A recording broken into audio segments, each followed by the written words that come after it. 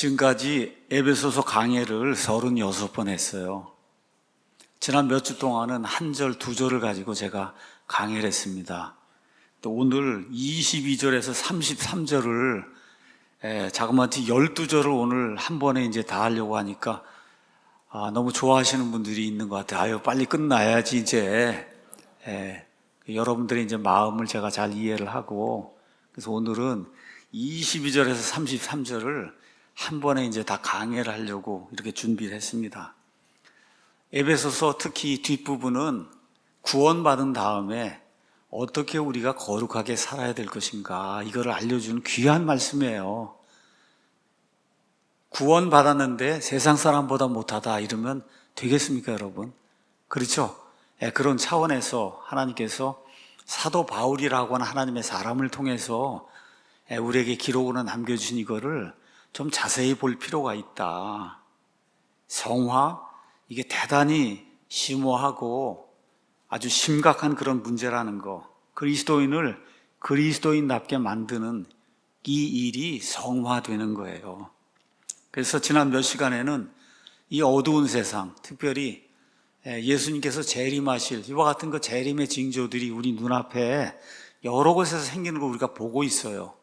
이런 일들을 우리가 보면서 이 어두운 세상에서 어떻게 하나님의 빛으로 살아가야 될 것인가, 이거 이제 살펴봤습니다. 그래서 제가 그리스도인의 생존 전략이다 이렇게 말씀드렸습니다. 15절에 주위에서 조심스럽게 걸어야 된다. 우리 주변에서 무슨 일이 일어났는지 정확하게 보고 조심스럽게 걸어야 된다. 그 다음에 시간을 함부로 쓰면 안 된다. 시간을 아무 생각 없이 그냥 시간을 사용하면 정말 어리석은 사람이 된다. 자, 이런 모든 걸 위해서 17절에 하나님의 뜻을 이해해야 된다. 성경에 나와 있는 하나님의 뜻.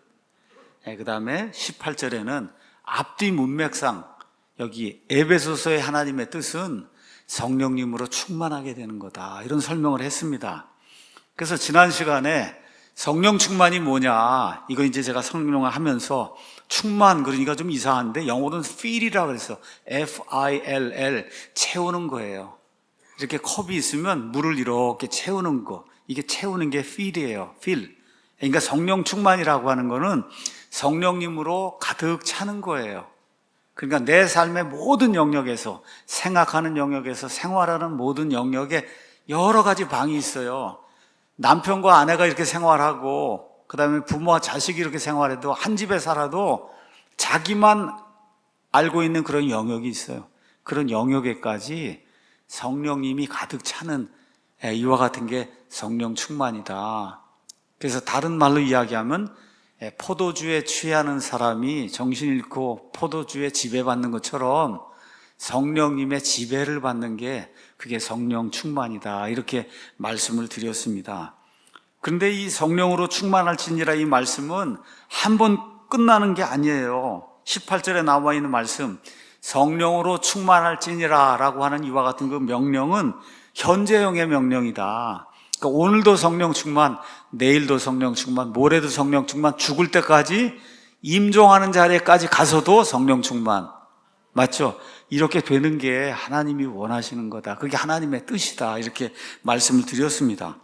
그래서 성령 충만하면 어떠한 특징이 나타나냐, 19절에 가서 보니까 늘 찬양과 노래, 정말 하나님께 감사드리는 일이 20절에 이제 생기고, 그 다음에 21절 가서 보면 서로를 섬기는, 나 자신을 낮춰서 서로를 섬기려고 하는 그런 일이 생긴다, 이렇게 말씀드렸어요. 그러니까 찬양은 감사로 이어지고, 그 다음에 서로를 섬기는 것으로 이렇게 표출이 돼야 된다는 거예요. 그러니까 교회 안에서 계급이 형성이 되고 누가 더 높고 낮고 이런 식이 되면 안 된다, 이렇게 이제 말씀을 드렸고, 자, 그러면 섬기려고 하면 관계가 있어야 될 거 아니에요. 섬김의 대상이 있고 관계가 있어야 섬길 거 아니에요. 그렇죠? 그래서 22절에 33절에 남편과 아내의 관계, 여기에서 서로 섬기고 서로 복종해야 된다, 이런 이야기가 이제 나오는 거고, 6장 1절에서 4절은 부모와 자식 간에도 서로 섬기는 그런 일이 있어야 된다. 그 다음에 6장 5절에서 9절 종과 주인, 고용하는 사람과 그다음에 고용을 받아서 그래서 일을 하는 이런 사람들 이 사이에도 여기에도 서로 섬길 때 서로 복종하고 낮추는 그런 일이 있어야 된다. 이렇게 이제 성경이 해석이 돼서 나오는 거예요. 오늘은 결혼에 대한 하나님의 청사진 이렇게 하고 그리스도와 교회의 결혼 이런 그 제목을 가지고 에베소서 37번째 이제 강해를 하도록 하겠습니다. 먼저 남편과 아내가 이제 결혼을 해서 이렇게 가정을 이루고 사는 그 결혼 문제, 그 다음에 남편과 아내가 어떻게 해야 하나님이 원하시는 그런 가정이 이루어지는가. 자, 그 다음에 하나님이 의도하신 결혼의 원대한 청사진, 이걸 여러분과 함께 이제 살펴보려고 그래요. 그러니까 오늘 이렇게 큰 산이 있는데 결혼이란 산이 있어요. 우린 그냥 결혼 그러면 남자 여자가 그냥 결혼해놓는구나 이거 생각하는데 그게 아니라 하나님이 그려놓으신 큰 산, 결혼이라는 산이 있어요. 그 결혼이란 큰 산을 먼저 보고 그 안에서 나무를 찾는, 그러면 야 이게 정말 원대한 계획이구나 이걸로 이제 우리가 알 수 있게 됩니다. 먼저 오늘 22절에서 33절 이제 읽으니까 목사가 이제 낭독을 하니까 뜨끔하신 분들이 많을 거예요. 야, 이거 이제 잘 듣고 오늘 가야 될 텐데 이건 남편에 대한 이야기, 아내에 대한 이야기 그냥 뜨끔하신 그런 분들이 많으니까 저도 뜨끔했어요. 저도 그러니까 뜨끔하라고 하나님이 주시는 거예요. 여기 웃으시는 분들이 많네. 벌써 보니까 뜨끔해갖고 교회에서 이렇게 뜨끔하는 일이 이제 생겨야 되는 거예요. 이건 왜 하나님 말씀이에요. 이건 제 이야기가 아니라 그래서 있는 그대로 여러분에게 하나님 말씀 오늘 전달을 이제 하려고 합니다. 이미 몇 년 전에 제가 가정과 결혼이라고 하는 그런 시리즈로 8개의 말씀을 전달했습니다. 또 그 전에는 결혼 시리즈라고 하는 그런 제목으로 6개 이렇게 설교 말씀을 전달했어요. 그러니까 결혼, 가정에 대해서만 집중적으로 제가 14번 이제 설교를 했습니다. 그 외에도 남편과 아내 결혼에 대한 이런 이야기를 이제 자주 했는데 시리즈로 그렇게 8개, 그 다음에 6개 이렇게 이미 했습니다. 그래서 유튜브에서 제 이름을 치고 가정과 결혼 이렇게 치면 8개가 나올 거예요. 그 다음에 결혼 시리즈 치면 6개가 나올 거예요. 그래서 우리 교회에서 제게 주례를 이제 부탁하는 분들에게는 이 시리즈를 꼭 듣고 와라. 그래야 주례를 쓸 수 있다. 이렇게 해서 우리 교회에서 이제 결혼하고 이런 분들은 이걸 이제 들어야 됩니다. 이게 아주 굉장히 중요한 그런 이슈이기 때문에 언젠가 이제 다시 정리를 해서 여러분에게 말씀을 드릴 그런 기회가 있을 거예요. 제일 중요한 문제 중에 하나예요. 가정, 결혼이. 근데 지금은 이제 에베소서 강의하는 가운데 이 부분이 나오기 때문에 이 부분에 대한 것만 오늘은 강의를 하고 그 다음에 이제 다음 시간에 그 다음으로 이제 넘어가서 말씀을 드리도록 하겠습니다. 오늘은 남편과 아내 이 부분이 그 이야기를 하고 있기 때문에 그 말씀을 여러분에게 하나님께서 주신 그대로 이렇게 들려드리려고 합니다. 이거 끝난 다음에 하나님의 원대한 결혼 계획 청사진을 보여주기 위해서 창세기로 가서 첫 번째 인류 역사상 처음으로 이루어진 결혼식이 거기 있거든요. 그래서 그 결혼 그 식을 이제 살펴보면서 남자와 여자의 역할, 그 다음에 하나님께서 계획하신 결혼, 이거의 그 큰 청사진, 그게 무언가 도대체 이런 것들과 함께 남자와 여자의 역할 이런 것들을 성경이 뭐라고 이야기하는가 이렇게 살펴보는 그런 시간을 갖도록 하겠습니다. 이게 대단히 중요한 문제예요. 21세기 지금 이 맨 끝에 지금 마귀가 남자와 여자의 성 문제 이거를 완전히 혼동을 일으켜서 지금 성이 수십 가지 수백 가지라 그러잖아요. 남자 여자가 아니라 중간에 엄청 많다는 거예요. 남자 있고 여자 사이에 성이 자기가 원하는 대로 쓰면 성이 되는 이러한 그 착각 현상을 일으키고 있어요. 그래서 남자와 여자의 역할 이 성경적으로 가르치는 것이 지금 대단히 중요한 그런 시대가 됐다. 아이고 남자가 여자하고 결혼하는 거 그것도 모르는 사람이 너무 많아요. 여러분 여자가 남자하고 결혼해야 되는 거 그것도 모르는 사람이 정신이 없어갖고 그것도 모르는 사람이 많아요. 진짜 이상한 시대에 저와 여러분이 지금 살고 있는 겁니다. 자, 가서 보니까 21절에 하나님을 두려워하는 가운데 서로에게 복종해야 된다.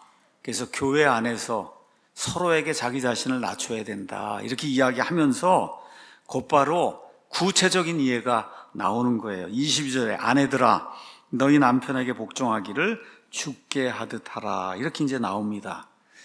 우리나라 말로 이게 복종이라고 하는 그런 말이 이제 사용이 되니까 우리 자매님들이 들을 때 좀 듣기가 좀 거북할 거예요.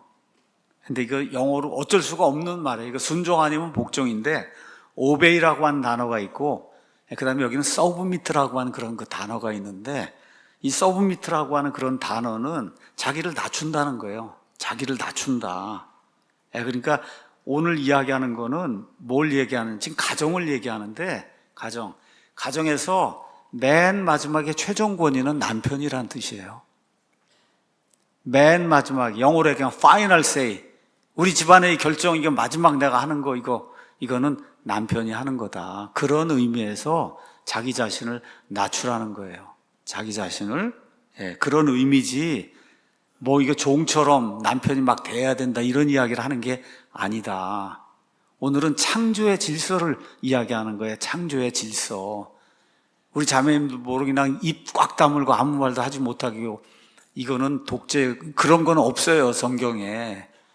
오늘 이야기하는 창조의 질서상 가정에서 최종적인 final say, 이 문제는 이렇게 결정한다, 이렇게 할 때 그거는 남편이 결정하는 거다. 그 결정에 따라야 된다. 지금 그 이야기를 하고 있는 거예요. 자, 24절에는 그 이유가 나와 있습니다. 이유. 이는 남편이 아내의 머리됨이 그리스도께서 교회의 머리 되심과 같기 때문이다. 그분은 그 몸, 교회의 구원자시니라. 저와 여러분을 구원해 주신 분이 예수님이신데 여러분 예수님께 복종하십니까? 여기도 복종도 마찬가지예요. 자기 자신을 낮추는 거예요. 그러니까 남편과 아내 여기에 대해서 복종이라고 하는 그런 말이 나올 때 지금 여기에서 교회, 저와 여러분이 예수님께 복종하잖아요. 하나님 말씀에 복종하잖아요. 맞습니까?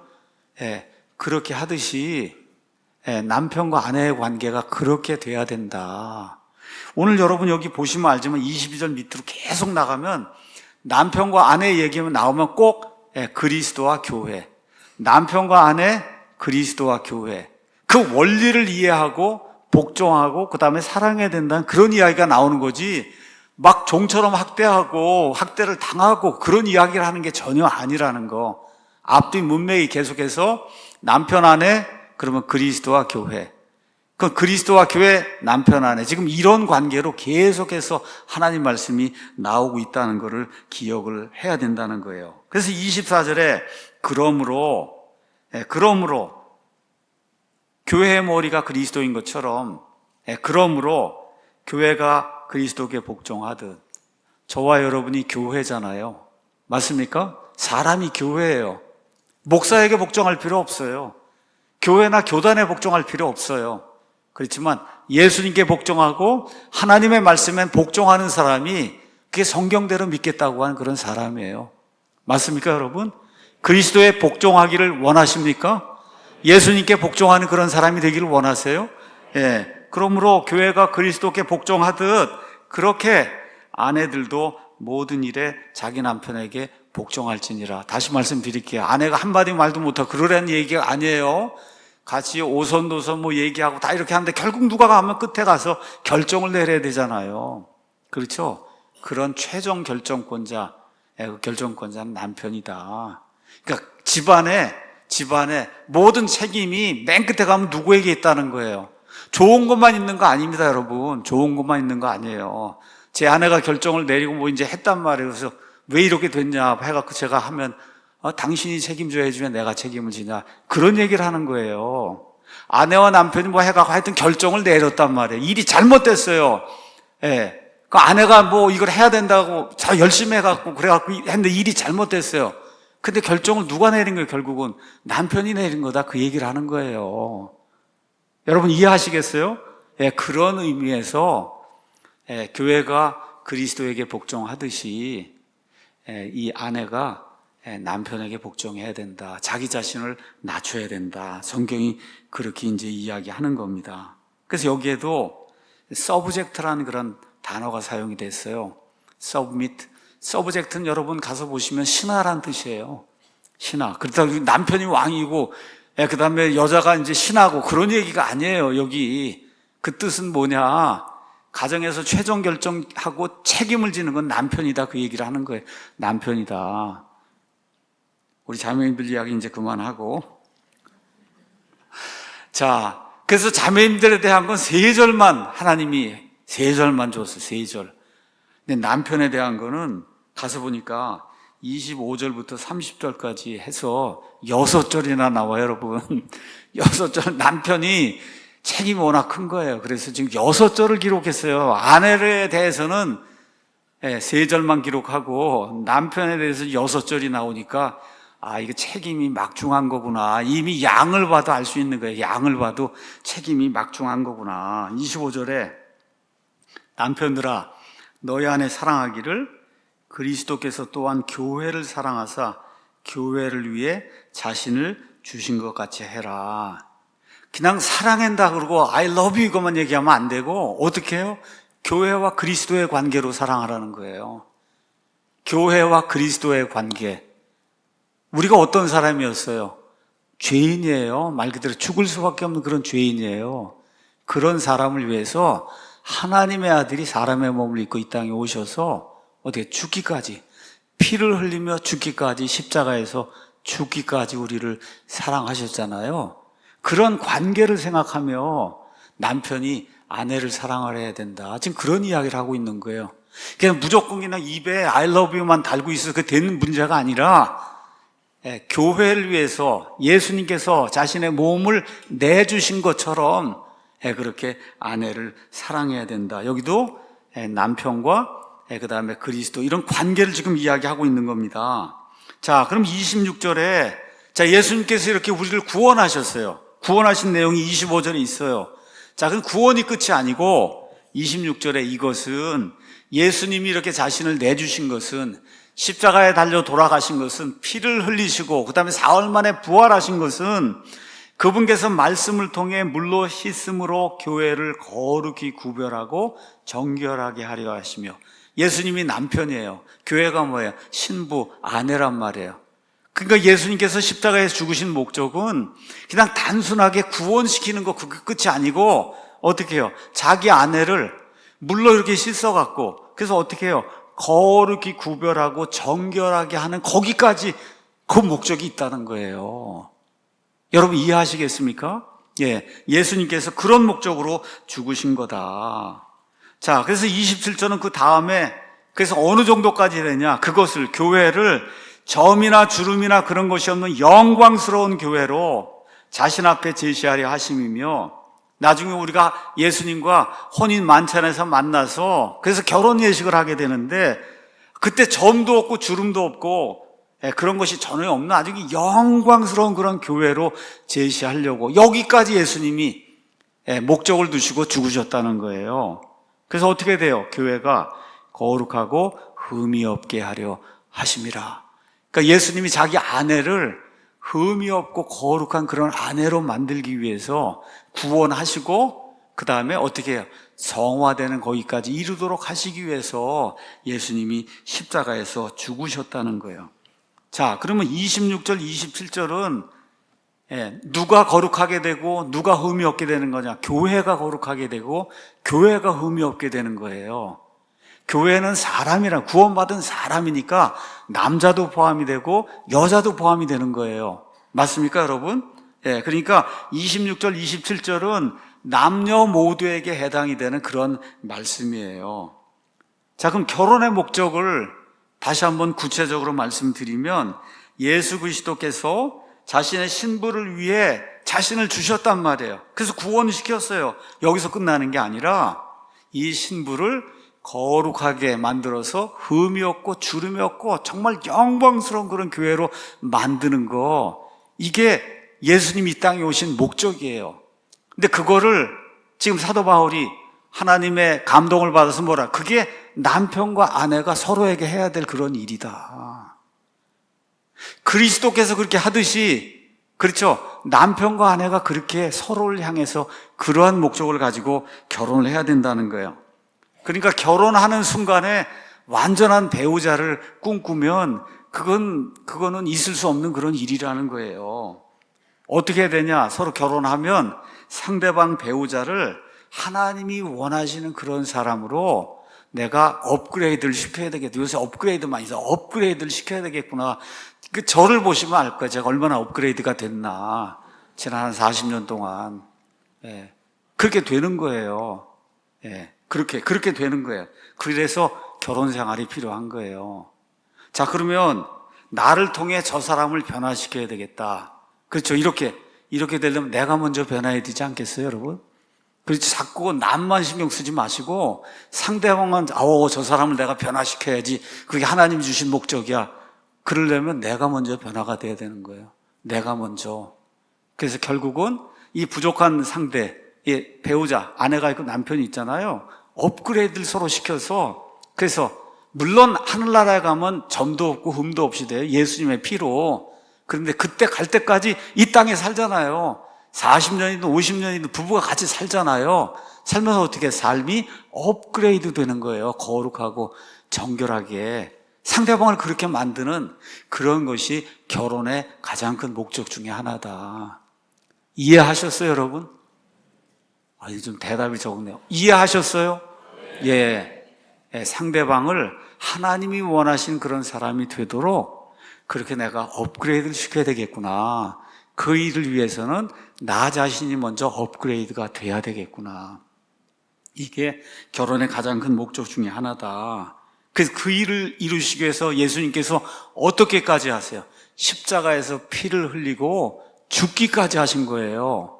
그렇죠? 자, 그러니까 그런 면에서 남편의 사명이 아내보다 훨씬 더 큰 거예요. 아멘이 없으시네, 우리 남편들이. 이게 심오한 진리를 제가 여러분에게 말씀드리는 거예요. 그러니까 무슨 얘기를 하는 거냐. 28절에서 29절에 이렇게 설명이 돼 있잖아요. 뭐라고 돼 있어요? 이와 같이 남자들도 예수님이 십자가에서 피를 흘리고 죽으신 것처럼 남자들도 자기 아내를 자기 몸같이 사랑해야만 하나니 자기 아내를 사랑하는 자는 자기를 사랑하느니라. 이걸 모르고 얼마나 헤맸는지 제가, 자기 아내를 사랑하는 자는 자기를 사랑한다는 거. 여러분, 우리 형제님들 믿습니까? 자기 아내를 사랑하는 게 자기를 사랑하는 거라는 거, 자기를 사랑하는 거다. 이게 결혼의 핵심이에요. 그 다음에 뭐라고 그랬어요? 지금까지 어떤 남자도 자기 육체를 미워한 적이 없고 오히려 그것을 보살펴 자라게 하며 소중히 여기기를 주께서 교회를 위해 하시는 것처럼. 가시 하나만 박혀도 어때요? 그 판에서 얼마나 아프다고 그래. 남자들이 다 그렇게 하잖아요. 뭐 여자들도 마찬가지지만. 근데 예수님은 십자가에서 몸이 찢기고 피가 다 흘릴 때까지 그렇게 교회를 사랑하셨잖아요. 그게 모델이다, 남편들의. 그러니까 힘든 거예요, 이게. 남편의 그 역할이 힘든 거다. 그죠? I love you 하고 뭐 이걸 뭐 끝나는 게 아니고 예수님이 자기 자신을 십자가에 내주신 것처럼 그렇게 사랑해야 된다고 성경이 이야기하는 그런 사랑을 아가페 사랑이다. 우리가 그렇게 이야기하는 거예요. 그러니까 오늘 제가 결론적으로 일단 남편에 대해서 이야기하는 거는 특별한 일이 없는 한 가정의 행복과 기쁨은 남편의 희생에서 시작이 되는 거다. 아멘이 없으시네요. 다시.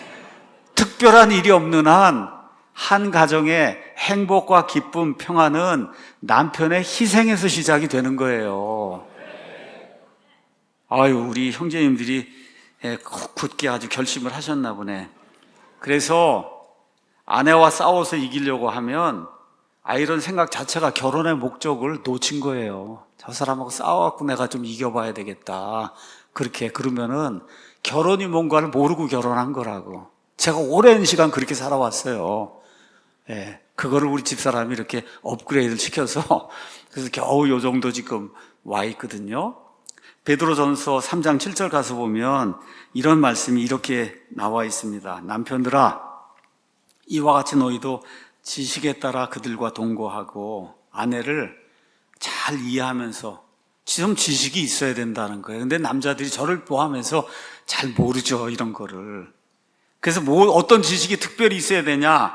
아내를 더 약한 그릇이요, 또 생명의 은혜를 함께 상속받을 자로 여기고 존중해야 된다. 우리 천국 가서 저건 목사도 하고 그랬으면 어떤 보상 하나님이 주시는 거 받을 텐데 그걸 제 아내와 같이 공동으로 받는다는 거예요. 공동으로. 그래야 너희 기도가 방해를 받지 않는다. 교회 와서 열심히 일하고 하고 그런데 그냥 집안에 가서 싸우고 그러면 기도가 되겠습니까, 여러분? 실질적인 얘기를 지금 하고 있는 거예요, 성경이. 여러분과 제가 알아들을 수 있도록. 그래서 남편들이 아내를 더 어떻게 돼 있어요? 약한 그릇으로 그렇게 생각을 하고 도와줘야 되겠구나 이렇게 생각을 하고 내가 희생해야 되겠구나 하는 게 남편으로서의 시작, 의무의 시작이 되는 거다. 처음과 끝이 그거라고 늘 생각을 하시고 우리 남편들이 아내를 많이 사랑하는 그런 일이 우리 교회에 넘치면 좋을 것 같습니다. 이제 남편들 이야기 여기까지. 이제 숨을 이제 넘어가는구나. 자, 이 다음에 이제 30에서 33절에 위대한 신비가 이제 기록이 되어 있습니다. 30절에 이는 우리가 그분의 몸과 그분의 살과 그분의 뼈들에 속한 그런 지체들이기 때문이다. 자, 주님께서 교회를 위해서 죽기까지 사랑하신 그 이유가 뭐냐? 예수님이 머리시고, 그렇죠? 그런데 우리가 그분의 몸이고 그분의 지체라는 거예요. 그래서 예수님이 우리를 위해 죽었다는 거예요. 지금 그 얘기를 지금 하고 있는 겁니다. 자, 여기 나와 있는 대로 왜 예수님이 교회를 위해 이런 희생을 해요? 저와 여러분이 예수님의 뼈고 예수님의 지체예요. 뼈, 지체, 멤버란 말이에요. 이게 새끼손가락도 되고 이 발가락도 되고 이거 손도 되고 이게 저와 여러분이, 그러니까 예수님이 자기 몸의 일부니까 그 몸의 일부를 위해서 어떻게 십자가에서 피를 흘리고 죽으셨다. 그러니까 우리 남편들이 꼭 기억해야 되는 게 뭐냐? 내 아내와 내 자식들은 내 뼈와 내 몸이다. 이렇게 생각하면 되는 거예요. 내 뼈와 내 몸이다. 여러분이 예수님의 뼈와 여러분 지체인 거 맞아요? 근데 그 예수님이 남편 맞죠? 지금 그대로 얘기하는 거예요, 성경이. 그렇듯이 집안에서 남편이 자기 아내와 자기 자식들을 내 뼈, 그 다음에 내 지체라고 그렇게 생각하라는 거예요. 그렇게 해야 희생이 가능하다. 31절에 이런 까닭으로 남자가 자기 아버지와 어머니를 떠나 자기 아내와 결합하여 그들 둘이 한 육체가 될지니라, 이런 말씀이 나오는데 이 31절은 창세기에 나와 있는 말씀, 이 말씀을 그대로 창세기 2장 24절을 그대로 옮겨온 거예요. 인용을 한 거예요. 우리 가서 한번 창세기 2장 가서 보겠습니다. 2장 24절 거기 가서 보시면 거기에는 이런 까닭으로 이렇게 돼 있지 않고 뭐로 돼 있어요? 그러므로. 똑같은 얘기잖아요. 그러므로나 이런 까닭으로나. 그렇죠? 그리고 나머지 뒷부분은 똑같아요. 그러므로 남자가 자기 아버지와 어머니를 떠나 자기 아내와 연합하여 그들이 한 육체가 될지니라. 이렇게 이제 기록이 되어 있습니다. 그래서 창세기 2장에 나와 있는 24절 말씀을 그대로 인용을 한 거예요. 말씀드린 대로 그분이 누구예요? 예수님 머리가 되시고, 그렇죠? 우리는 그분의 몸과 뼈다. 근데 이것들이 합쳐져서 어떻게 돼? 하나가 되는 거죠. 하나. 그렇게 되는 것처럼 이런 까닭으로 남자가 자기 아버지와 어머니를 떠나 자기 아내와 결합하여 그들 둘이 한 육체가 되는 거예요. 사람 눈에는 제가 여기 있고 제 처가 저기 있어요. 육체가 달라요. 저기 하나 육체가 있고 여기 하나 육체가 있어요. 육체가 둘이잖아요. 근데 결혼을 하면은 하나님이 보실 때는 한 육체로 보시는 거다. 한 육체. 왜? 서로가 다 뼈와 몸과 이런 지체가 이제 되는 거기 때문에. 그래서 남편과 아내는 둘이 아니고 뭐라 그래요? 하나라고 이야기하는 거예요. 둘이 아니고 하나다. 성경이 한 육체이다. 둘이 두 몸 같은데 한 몸이라고 성경이 우리에게 이야기하고 있는 거예요. 그러고 나서 32절에 위대한 말씀이 나오죠. 이것은 큰 신비니라 이렇게 되어 있는데 영어를 그대로 진짜 하면 이것은 위대한 신비란 뜻이에요. It is a great mystery. 미스터리는 하나님이 알려주지 않으면 알 수 없는 이와 같은 그 어떤 지식을 미스터리, 신비라고 이야기하는데 구약시대에 하나님이 제대로 드러내지 않고 특별히 신약시대, 미스터리라는 단어는 신약에만 나온 그런 단어예요. 근데 여러 가지 신비가 나옵니다. 그 신비 중에 Great Mystery는 결혼이라는 거예요. 신비가 여러 개 나와요. 교회의 신비, 이스라엘의 신비, 여러 신비가 신약시대에 나오는데 그 신비들 가운데 가장 큰 위대한 신비가 뭐냐? 그게 결혼의 신비라는 거예요. 결혼. 그러니까 남자와 여자가 결혼하는 게 Great Mystery라고 지금 성경이 우리에게 이야기하고 있는 겁니다. 남편과 아내가 결혼해서 두 육체 같은데 두 육체가 아니라 한 육체가 되는 거는 그거는 위대한 신비라는 거예요. 위대한 신비. 즉 결혼은 큰 신비, 위대한 신비예요. 어떻게 두 육체가 한 육체가 되는지 여러분 아시는 분 있어요? 그래서 신비인 거예요. 사람의 머리는 이해가 잘 안 돼요. 저기 한 사람이고 여기 한 사람인데 어떻게 이 사람 둘이 합쳐서 한 육체지? 이해가 되기 어려운 그게 미스테리예요. 근데 그게 보통 미스테리가 아니라 너무나 큰 위대한 그런 미스테리다. 이렇게 이야기한 다음에 그 다음에 뭐라고 돼 있어요? 이것은 큰 신비니라. 그 다음에 그러나 내가 그리스도와 교회에 대해서 말한다. 자, 그러니까 남자와 여자가 결혼하는 게 위대한 미스테리예요. 근데 거기서 끝나면 안 된다는 거예요. 그러나 이 위대한 미스터리는 거기서 끝나는 게 아니라 내가 그리스도와 교회, 그리스도께서 우리의 신랑이 되시고 그렇죠. 우리가 그분의 신부가 되는 게 이게 남자와 여자의 결혼을 통해서 하나님이 보여주시는 위대한 신비다. 이해하시겠어요? 성경이 지금 그 얘기를 하고 있는 거예요. 자, 그래서 우리가 이런 말씀을 이렇게 보면서 아내는 복종하고 남편은 사랑하고 그냥 그거 끝이지 이렇게 되면 안 되는 거예요. 우리가 놓쳐서는 안 되는 것이 있어요. 22절에 32절 전체에서 다시 말씀드릴게요. 남편이 사랑하고 아내가 복종하고 이것으로 끝나면 안 된다는 거예요. 여기서 지금 성경이 이야기하려고 하는 거는 남편과 아내가 결혼하는 거 이거는 그리스도와 교회가 결혼하는 것의 예표라는 거예요. 이 땅에서 이렇게 결혼해서 한 육체가 되는 것처럼 맨 마지막에 예수 그리스도와 우리가 결혼식을 합니다, 여러분. 결혼식을 해요. 우리가 아내로, 신부로서, 그분이 신랑으로서 결혼식을 해요. 그 내용이 요한계시록 19장에 기록이 되어 있어요. 예수님 이 땅에 이제 재림하시기 바로 전에 우리가 공중에서 예수님 오실 때 휴거가 돼요. 휴거. 예수님께 속한 모든 사람들, 예수님의 신부가 다 휴거가 돼서 그래서 하늘에 올라가서 그래서 그리스도의 심판석을 통과한 이후에 그 다음에 뭐가 있어요?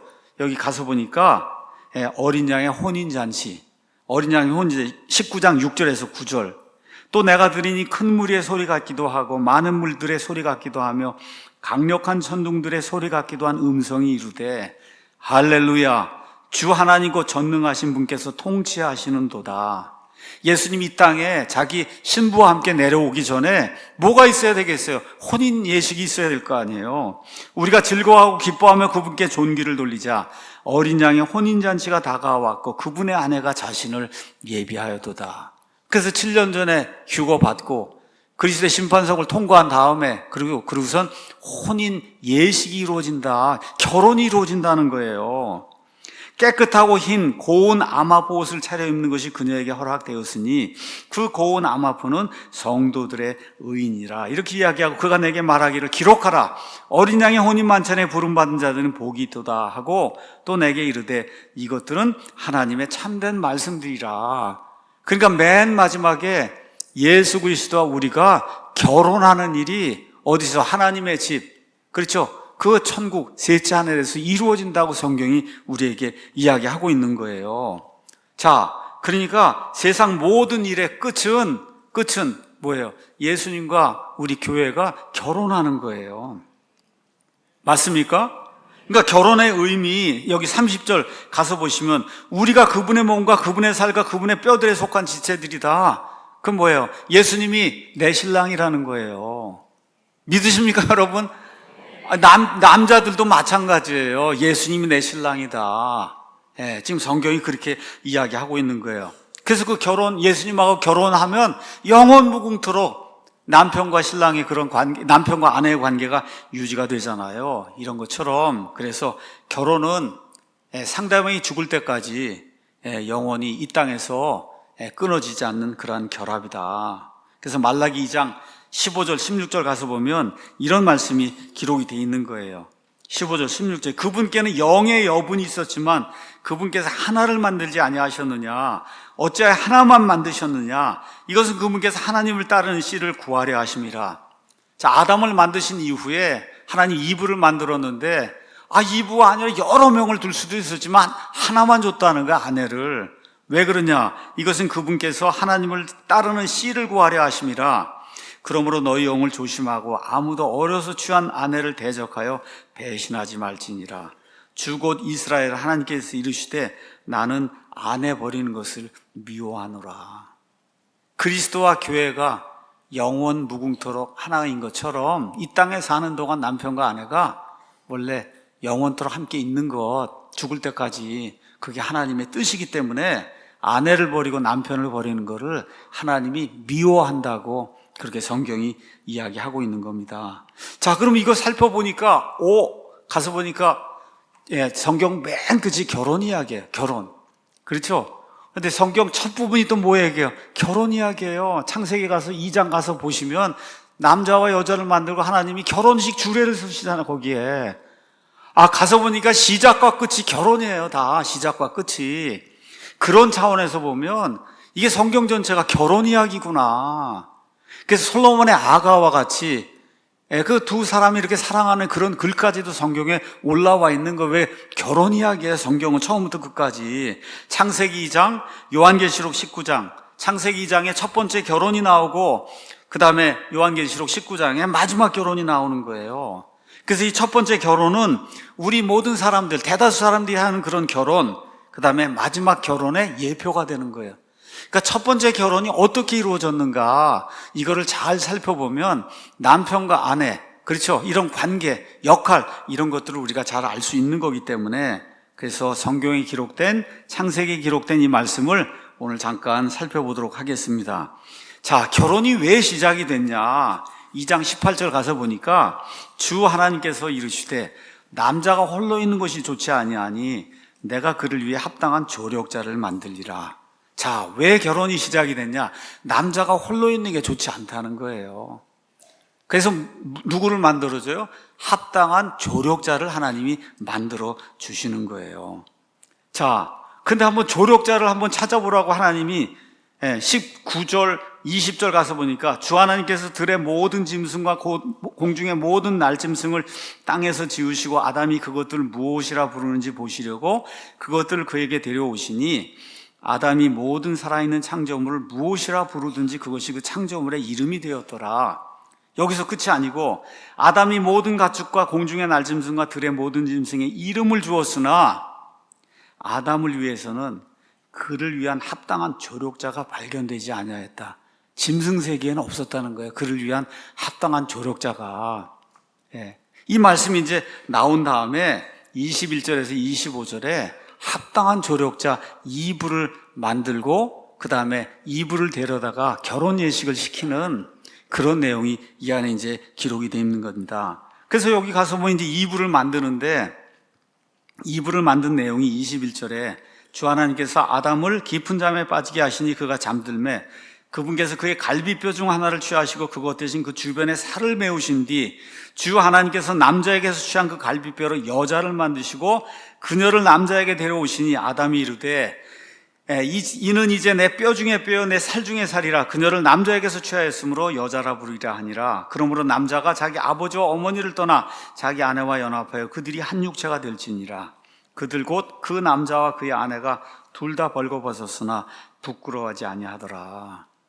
자, 이 내용은 뭐에 대한 내용이냐? 1장 27절 가서 보시면 하나님께서 여섯째 날에 사람을 만드세요. 이렇게 하나님께서 자신의 형상대로 사람을 창조하시되 하나님의 형상대로 그를 창조하시고 남성과 여성으로 그들을 창조했다. 이게 어떻게 창조됐는가 구체적인 내용이 여기 나오는 거예요. 1장에 사람하고 2장의 사람이 다른 게 아니라 아담을 먼저 만들고 마지막 여섯째 날에 그리고 아담에게서 지금 이브를 만드는, 그래서 남성과 여성으로 만드는 그 이야기를 여기서 쭉 하나님이 이제 해주시는 겁니다. 자, 1장 27절에 대한 설명 제가 말씀드렸고, 자, 이렇게 이제 되면서 우리가 같이 살펴봐야 될 말씀이 있어요. 우리 가서 디모데 전서를 한번 가서 보도록 하겠습니다.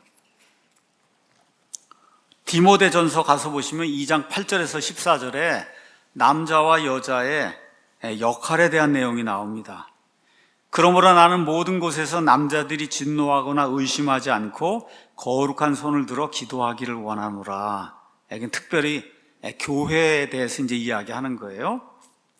또한 이런 식으로 여자들도 단정한 옷으로 자기를 꾸미되 얌전하게 맑은 정신으로 하고 장식한 머리나 금이나 진주나 값비싼 옷으로 하지 말며 오히려 하나님을 따른다고 고백하는 여자들에게 합당한 선한 행위로 하기를 원한다. 아무거나 입고 오란 얘기 아니에요. 그렇다고 단정하게 입되 더 중요한 건 하나님 보시기에 선한 행위로 이렇게 치장하는 것이 더 중요하다. 그 얘기를 지금 하고 있는 겁니다. 자, 이 끝난 다음에 11절에 여자는 전적으로 복종하며 잠잠히 배울지니라. 교회에서 특별히 얘기하는 거예요. 자, 왜 그런 이유가 나오냐? 더욱이 난 여자가 가르치거나 남자에게 권위를 행사하는 것을 허락하지 아니하노니 여자는 잠잠히 있어야 된다. 말하지 말라는 얘기가 아닙니다. 이게 왜 그러냐? 이는 아담이 먼저 지어지고 그 뒤에 이브가 지어졌으며 아담이 속지 아니하고 여자가 속아 범법 가운데 있었기 때문이다. 그렇게 이야기를 하는 거예요. 그래서 2장 8절에서 14절은 특별히 공적인 자리에서 남자와 여자의 역할, 특히 교회라고 하는 이런 공동체 모임에서 남자와 여자의 역할을 이야기하고, 9절에서 12절은 여자가 이런 공적인 자리에서 남자를 다스리면 안 되는 이유를 이야기하는 거예요. 구체적인 이유가 13절에 아담이 먼저 지어지고 그 뒤에 이브가 지어졌다. 그래서 아까 이야기한 아내들이 복종을 해야 된다 하는 그 이야기가 여기서 나오는 거, 창조의 질서를 이야기하는 거예요. 여자는 한마디도 하면 안 돼요. 이렇게 또 이렇게 해석하면 곤란한 거예요. 그런 말하는 얘기가 아닙니다. 이게 지금 얼마든지 이야기하고 뭐 다 해도 맨 끝에 최종 권위는 남편이고, 특히 교회와 같은 이런 공동체 이런 모임에서 여자가 이런 자리에 서서 그래서 남자들을 가르치거나 하는 이런 일을 하면 안 된다. 그 끝나고 나서 곧바로 3장에 목사와 집사가 나오잖아요. 그래서 목사와 집사 2절 가서 보면 한 아내의 남편이 되어야만 된다. 여자는 안 된다고. 왜 그래요? 창조의 질서상 안 된다는 거예요. 그 다음에 또 가서 보면 집사에 대한 그런 내용이 나오잖아요. 집사에도 14절, 집사들은 한 아내의 남편이 되어야 된다. 왜 그러냐? 목사나 집사는 이 앞에 서서 공중 앞에서 그래서 무언가를 가르치기도 하고 권위를 행사하는 그런 일을 해야 되는 거기 때문에 창조의 질서상 안 되는 거다. 지금 성경이 그렇게 이야기하는 거예요. 그래서 더 구체적으로 또 한 군데 가서 보면 고린도전서 11장에 이런 말씀이 기록이 되어 있습니다. 남자가 여자에게서 나지 아니하고 여자가 남자에게서 났으면 8절에 남자가 여자를 위해 창조되지 아니고 여자가 남자를 위해 창조가 되었다. 이런 것들을 저와 여러분이 기억을 해야 된다는 거예요. 다시 말씀드립니다. 이건 창조의 질서를 얘기하는 거지, 이 닫고 살고 이렇게 막 강제하고 그러면 그런 얘기하는 게 전혀 아닙니다. 오늘 이런 걸 기억을 하면 좋습니다. 다시 말씀드릴게요. 남자가 여자보다 우월하다 이런 얘기를 하는 게 아니에요. 창조의 질서를 이야기하면, 왜 그러냐? 하나님은 질서의 하나님이에요. 우주공간에서 수많은 별들을 보고 여러분과 저 몸속에 있는 원자, 세포 이런 걸 다 보라. 얼마나 질서가 있는가. 하나님 그런 분이기 때문에 질서가 유지가 돼야 된다. 그런 차원에서 이렇게 이야기하는 겁니다. 그래서 이런 이유로 여자들은 남자들 대할 때 겸손하게 이제 대해야 되고, 공적인 자리에서 남자를 다스리면 안 되고 순종해야 된다. 더욱이 남편과 아내는 더욱이 그런 관계를 유지해야 된다. 그래서 에베소서 말씀, 디모데 전서 말씀, 고린도전서 말씀이 다 어디에서 나오는 거예요? 창세기에서 나오는 거예요. 창세기에서 처음에 사람이 만들어질 때 그 과정을 설명하면서 지금 이와 같은 말씀이 나오는 거예요. 자, 그런데 여기서 끝이 아니에요. 여기서 끝이 아니다. 뭐냐? 창조 과정의 맨 마지막으로 창조된 존재가 누굴까요, 그러면? 남자일까요, 여자일까요? 여자예요. 근데 남자 다음에 여자가 지어졌으니까. 그렇죠? 그래서 성경은 거기서 끝나는 게 아니라 고린도전서 11장 7절에 남자는 하나님의 형상이요 영광이므로 참으로 그는 자기 머리를 덮지 말아야만 하되 여자는 남자의 영광이라 그랬어요. 이거 중요한 말이에요. 머리는 남자인데 머리 위에 왕관 하나 씌운단 말, 그게 여자라는 거예요. 여러분, 남자의 영광이 여자라고 지금 하나님이 말씀해 주시는 거예요. 그러니까 여자를 무시하고 그러면 안 된다. 남자가 머리인데, 그렇죠? 머리에 왕관 하나 씌운단 말이에요. 그 왕관이 누구냐? 여자라는 거예요, 지금.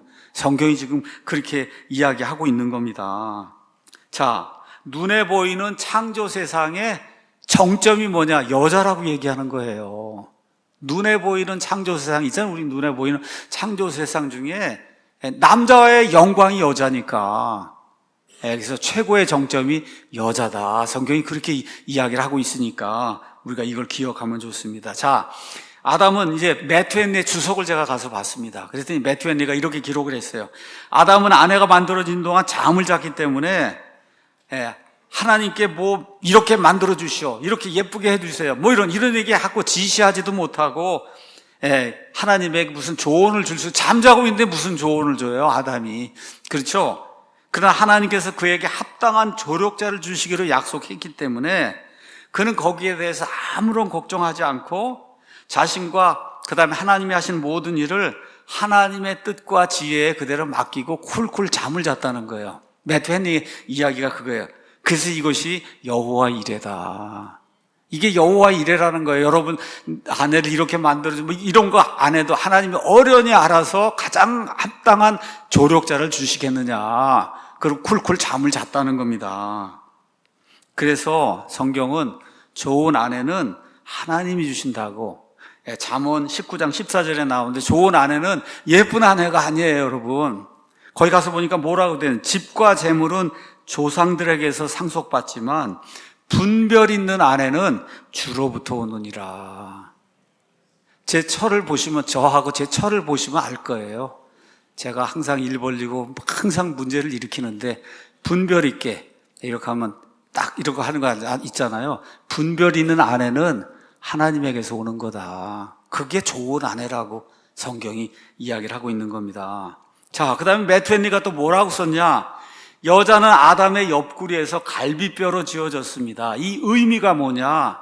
머리로 하나님이 여자를 만들었으면 남자를 눌러갖고 지배하려고 들 거고, 발로 하나님 발에서 한 부분 떼어갖고 여자를 만들었으면 남자가 그냥 짓밟는 그런 존재가 이렇게 될 텐데, 옆구리 여러분, 항상 옆구리 여기 늘 팔 밑에 여기 어때요? 항상 보호받는데 제일 중요한 데가 이 옆구리잖아요. 이거 항상 여기, 그렇죠? 옆구리에 갈비뼈, 여기에서 여자를 취했다고 하는 것이, 그 안에 뭐가 있어요? 심장, 허트가 있잖아요. 심장이 있는데 허트가 심장도 되고 마음도 되잖아요. 그렇죠? 사랑받기 위해서 마음 가까운 데서 이 여자를 취했다고 지금 매튜 헨리가 너무 아름다운 그런 주석을 썼어요. 내 여자, 내 아내가 내 여기에서 내가 항상 보호해줄 그런 존재다. 근데 심장에 가까워 있어요. 그 마음 가까운데 있는 그러한 존재로 하나님이 여자를 그렇게 만들어줘서 합당한 조력자가 되게 했다. 얼마나 멋있는 그런 주석인지 알 수가 없어요. 자, 여기서 이제 끝이 나면 안 되고, 이거는 첫 번째 결혼, 인류 역사상 첫 번째 결혼이고, 앞으로 다가올 모든 결혼들이 어떻게 되는가를 보여주는 예표다. 성경이 뭐라 그래요? 아담은 앞으로 오실 그리스도의 예표라 그랬죠. 맞습니까? 아담은 앞으로 오실 그리스도의 예표로서 아담이 지금 장가를 가잖아요. 결혼을 하잖아요. 이게 그리스도께서 자기 아내 신부와 한 몸이 되는 그걸 보여주는 그와 같은 예표다. 신랑이신 그리스도와 신부인 교회와의 관계를 보여주는 그런 그림이다. 그래서 여기 에베소서 5장 31절에 이렇게 이제 기록이 돼 있는 거예요. 이런 까닭으로 남자가 자기 아버지와 어머니를 떠나 자기 아내와 결합하여 그들 둘이 한 육체가 될지니라. 이거 남자와 여자의 결합, 이걸 다 끝이 아니고 이건 큰 신비인데, 그러나 내가 그리스도와 교회에 대해서 말한다. 지금 그렇게 이야기하는 거예요. 그러니까 하나님께서 아담과 이브를 만들어서 결혼 주례를 처음 서셨을 때 이미 하나님의 그 머릿속에 이 그림은 어디까지 내다보시고 맨 끝에 그리스도와 교회가 결혼해서 하나가 되는 것까지 하나님의 머릿속에 다 있는 가운데 결혼 예식이 이루어졌다는 거예요. 여러분 이해하시겠습니까? 예. 자, 그래서 가서 보니까 매튜 헨리가 이제 이걸 또 이렇게 표현했어요. 둘째 아담인 그리스도의 옆구리에서 그의 배우자인 교회가 형성이 됐습니다. 여러분 한번 보세요. 예수님께서 십자가에서 죽으실 때 어떻게 그분의 옆구리에서 창에 찔리고 그래가지고 옆구리에서 피와 물이 쏟아져 나왔다고 성경이 이야기하죠. 그렇죠. 아담의 옆구리에서 이불을 빼낸 것처럼 그리스도의 옆구리 그 피를 통해서 저와 여러분이 구원받고, 그렇죠. 물이 뭐라고 정확하게 되어 있지 않지만 물은 어떻게 깨끗하게 하는 거잖아요. 깨끗하게 하는 거. 그래서 26절에 있는 것처럼 그분께서 말씀을 통해 물로 씻음으로 교회를 거룩히 구별하고 정결하게 했다. 그러니까 이와 같은 예표가 이루어지는 거다. 그래서 예수님이 흘리신 피는 그리스도의 교회, 신부를 산 거예요. 그 피로. 그렇죠. 그 다음에 그걸 정화할 수 있는 것, 그건 물이 그런 일을 했다. 그래서 아담의 옆구리에서 이브가 나온 것처럼 그리스도의 옆구리에서 저와 여러분이 나오게 된 거다. 이렇게 이제 주석을 쓰고 있는데 너무 아름다운 그런 말씀이에요. 하나님께서 이제 자신의 능력으로 두 사람을 만드셨고, 그리고 하나님이 자신의 규례를 세워서 이게 두 육체인데 한 육체로 본다는 거예요. 하나님이 그렇게 규례를 세워주신 거예요. 그래서 이런 결혼은 완전한 그 순결한 가운데 이루어졌다. 어느 정도로 순결하고 순진무구한 그런 사람들이었냐. 25절에 그들 곧 그 남자와 그의 아내가 둘 다 벌거벗었으나 부끄러워하지 아직 죄를 모르고, 그렇죠, 이런 상태에서 이렇게 깨끗하고 순전한 그런 가운데 남편과 아내가 결혼하는 그런 일이 이제 생기게 됐다는 거죠. 자, 그래서 결혼의 순결이 무엇인가 25절에 나와 있는 그런 말씀을 우리가 생각해 보면 됩니다. 자, 이렇게 해서 하나님이 이브를 만든 다음에 가서 보니까 어떻게 됐어요? 22절에 주 하나님께서 남자에게 취한 그 갈비뼈를 여자를 만드시고 그녀를 남자에게 데려와요. 여러분 결혼식 가면 아버지가 데려오잖아요. 아버지가 이거 데려오는 것도 다 누가 먼저 데려온 거야? 하나님이 데려온 거예요. 하나님이 이렇게 데려다가 결혼하라고 그렇게 이제 하신 거예요. 결혼식에서 하듯이. 그러니까 아담이 아버지 하나님으로부터 그녀를 받은 거예요. 23절에 받고는 엄청난 탄성을 지르죠. 뭐라 그래요? 이제 드디어 합당한 조력자를 내가 찾았구나. 이게 누구라는 거예요? 내 뼈 중에 뼈요, 내 살 중에 살이다. 그렇게 내 뼈 중에 뼈요, 내 살 중에 살이다. 그게 그리스도와 교회의 관계를 처음 창조된 그 순간에 하나님이 이걸 보여주신 거예요. 그래서 오늘 읽은 그 말씀처럼 우리는 그분의 몸이요, 그분의 뼈요, 그분의 지체라고 이야기하잖아요. 지금 아담이 그 얘기를 하고 있는 거, 이 여자는 내 뼈 중에 뼈고 내 살 중에 살이다. 지금 그러한 탄성을 지른 내용이 그 안에 기록이 되어 있는 거예요. 자, 그래서 이제 내가 원하는 조력자, 모든 창조물 가운데서 하나님이 찾아보라는데 있었어요, 없었어요? 없었잖아요. 그 조력자를 발견하고 기뻐서 외치는 그 외침의 목소리가 이제 거기 있어요. 그게 뭐냐? 제2의 나를 발견한 거다. 나와 결혼한 이 여자는 제2의 나다. 이렇게 얻는 아내를 성경은 언약의 아내라고 이야기하고 있어요. 언약의 아내.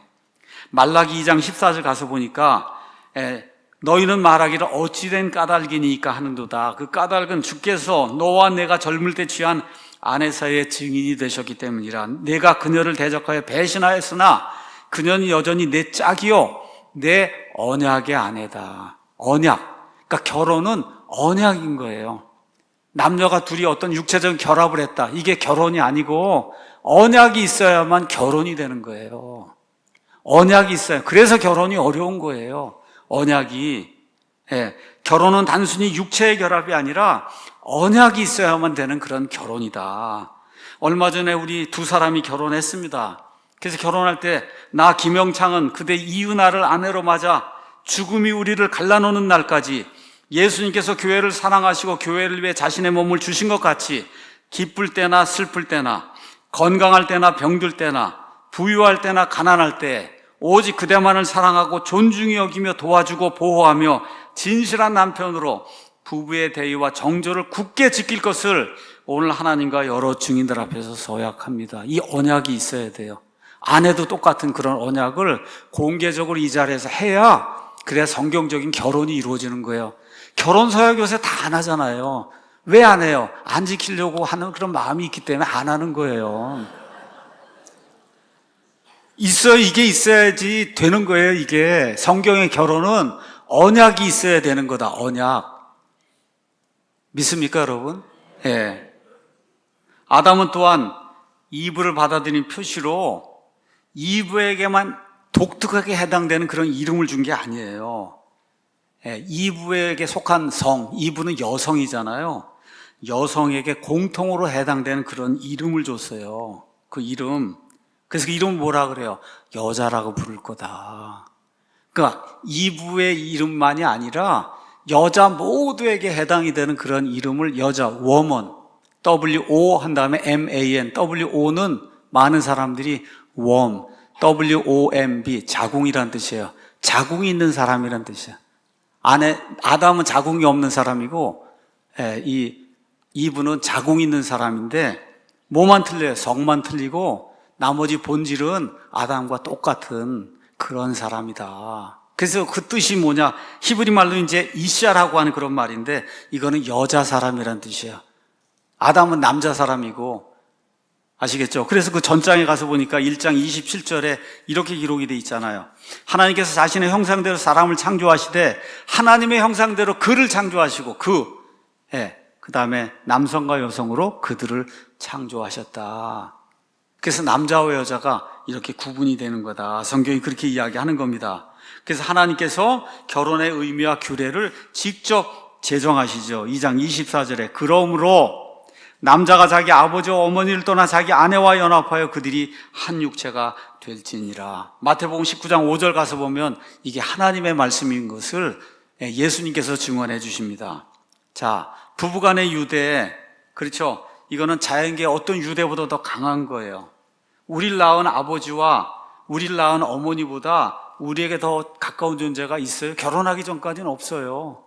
제가 이번에 손자가 와서 보니까 그냥 엄마만 쫓아다녀. 할아버지가 할머니보다 엄마예요, 엄마. 엄마만 쫓아다녀. 그렇게 가까운 그런 유대 관계인데, 근데 딱 결혼이 되면 아들은 아내와 결합하기 위해 부모를 떠나야 된다고 얘기하고요. 부모를 떠나야 되고, 또 남편과 연합하기 위해 딸은 부모를 잊어야 된다.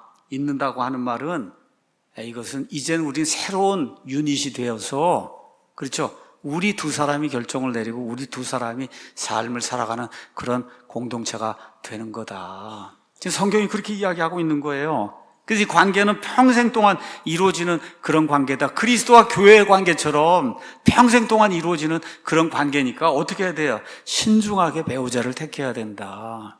그런데 이런 좋은 배우자는 하나님이 주시는 거예요. 하나님이. 그래서 그렇게 기도하시면 됩니다. 남편과 아내 사이의 애정이 우리 몸을 사랑하는 것 같이 소중하다. 이거를 에베소서 5장 28절이 우리 몸을 소중히 여기는 것처럼 상대방을 소중히 여겨야 된다. 여기에 덧붙여서 제가 말씀드린 몸이 하나가 되는 것뿐만 아니라 혼이 하나가 돼야 된다. 혼, 그걸 소울메이트, 룸메이트가 아니고 소울메이트. 방을 공유하는 사람이 되면 큰일 납니다, 여러분. 결혼해갖고 방을 공유해. 그러면 안 돼요. 물론 공유해야지. 근데 어떻게 돼? 소울을 공유하는 사람이 돼야 돼. 그거 하려면 같은 믿음, 같은 생각, 그렇죠? 같은 천국에 대한 소망, 같은 예수 그리스도, 그분만 믿는 확고한 그런 믿음, 이것이 있어야 자식들도 동일한 그런 믿음으로 키우고 똑같은 그런 관을 가지고 세상을 바라보고 그리고 같이 걸어갈 수 있잖아요. 소울메이트가 돼야 되는 거죠. 자, 이거 또 얘기하니까 어떤 분이 그럼 여기 24절 그러므로 남자가 자기 아버지와 어머니를 떠나 자기 아내와 연합하여 그들이 한 육체가 될지니라. 그럼 이미 아버지 어머니가 많이 있었나 보네요.